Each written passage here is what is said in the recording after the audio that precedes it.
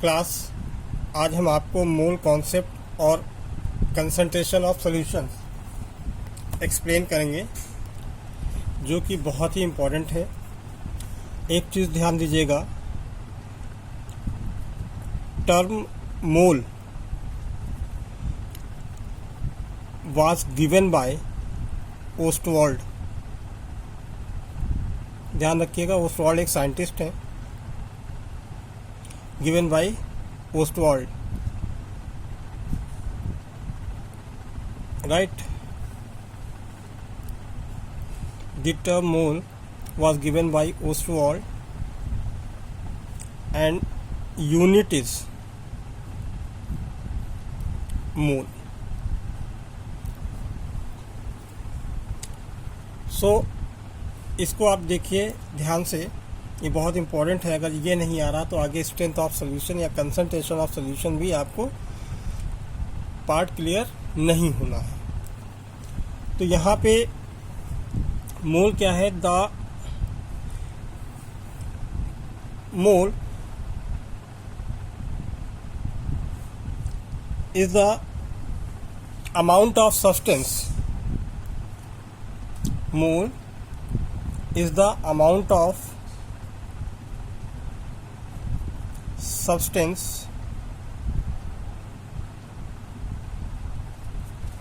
in which 6.023 भी मिल सकता है, कहीं कहीं 2 भी मिल सकता है, इंटू 10⁻23 यूनिटीज, और कह सकते हो आर्टिकल्स आर प्रेजेंट।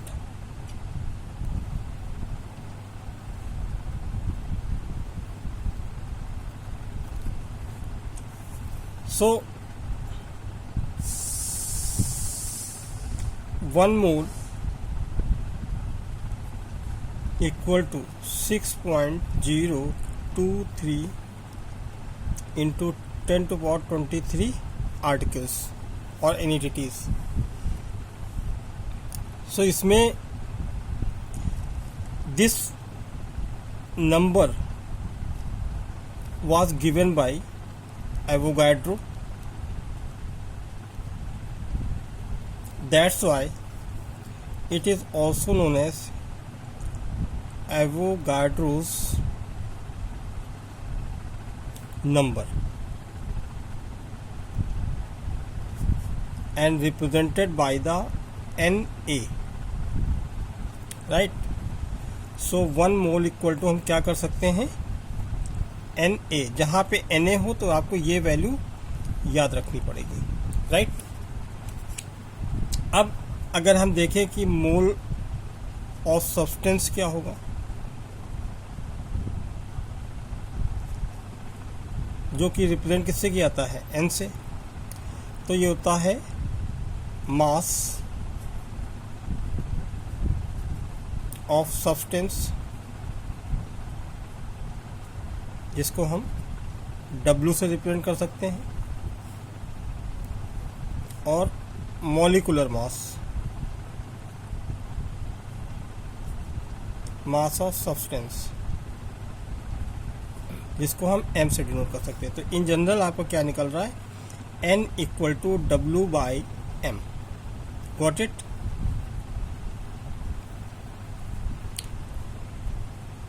अब सब्सटेंस में बोल दिया तो सब्सटेंस में एटम हो सकता है, ठीक है, और मॉलिक्यूल्स भी हो सकता है। तो अगर सब्सटेंस अगर एटम होगा तो मास ऑफ एटम, यहाँ पे मॉलिक्यूलर मास नहीं, एटॉमिक मास हो जाएगा फॉर एटम। क्या हो जाएगा? Mass of atom and atomic mass. ये ध्यान रखने की बात है। अगर मॉलिक्यूल है या कंपाउंड है तो उसके लिए सीधा फॉर्मूला ये लगेगा। अब इसके आगे की बात, अगर आपको नंबर ऑफ पार्टिकल्स सब्सटेंस में कैलकुलेट करने हो, नंबर ऑफ पार्टिकल्स तो बेटा पार्टिकल्स के अंदर क्या हो सकता है, ध्यान दीजिए, आपके एटम भी हो सकते हैं, मॉलिक्यूल भी हो सकता है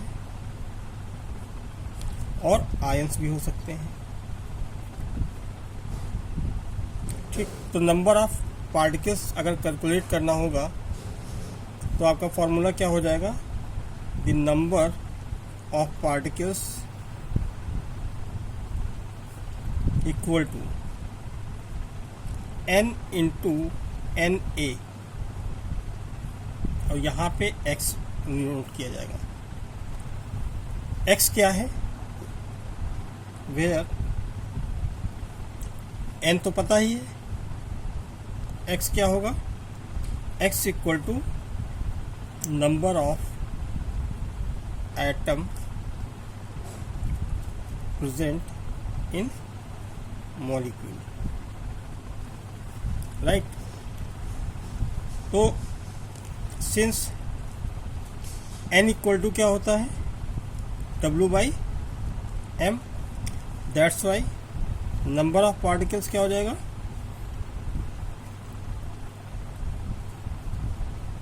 x into W/m into NA, और NA की वैल्यू कितनी बताई मैंने, 6.023।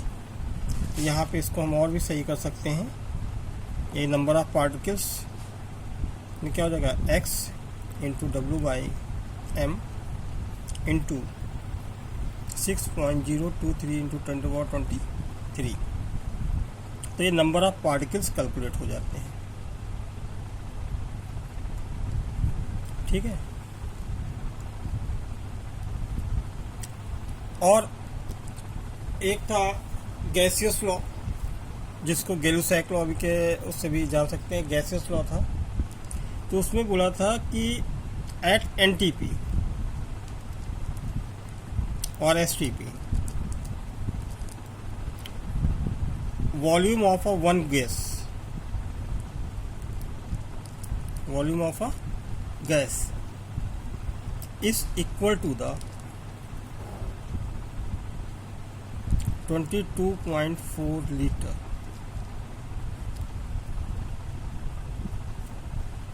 तो उसमें गैसियस लॉ में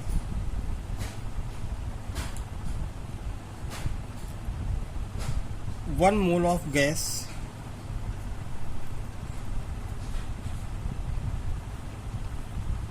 किसके इक्वल हो जाएगी, 22.4 litre, right. So n is directly proportional to v लिखा गया था, एक गैस का आयतन, और एक गैस का आयतन एनटीपी में कितना होता है, 22.4। तो n इक्वल टू क्या फॉर्मूला बन सकता है, v/22.4, या इसको n इक्वल टू W/m रख दें तो क्या हो सकता है, W/m इक्वल टू v/22.4। इससे भी क्वेश्चन सॉल्व होने हैं, ठीक है क्लास। तो ये आपके फॉर्मूलेज हैं, केवल आज हम मोल कॉन्सेप्ट ही डिस्कस करेंगे और इस पर हम कुछ आपको न्यूमेरिकल्स लगवाएंगे, ठीक है। तो आज आप लोग ग्रुप पे थोड़ा सा एक्टिव रहिए, जब तक ये न्यूमेरिकल्स भी इसके साथ साथ अब स्टार्ट हो चुके हैं, और जैसे ही ये न्यूमेरिकल ख़त्म हो रहे हैं हम आपको कंसंट्रेशन ऑफ सॉल्यूशन पर डिस्कस करेंगे। लेकिन ये बेसिक है, और ये बेसिक जब तक नहीं आएगा तब तक आपको आगे कंसंट्रेशन ऑफ सॉल्यूशन फाइंड नहीं कर सकते। एक चीज़ और ध्यान रखना, वन मोल वैसे ही है, one mole is like that of 1 dozen. अगर 1 मोल में क्या होता है, 6.023 into 10⁻23, so 1 dozen equal to कितना हो जाएगा, 12, ठीक है। तो ये कॉन्सेप्ट जरूर दिमाग में रखिए, तभी ये चीज़ क्लियर हो पाएगी। Okay class, thank you.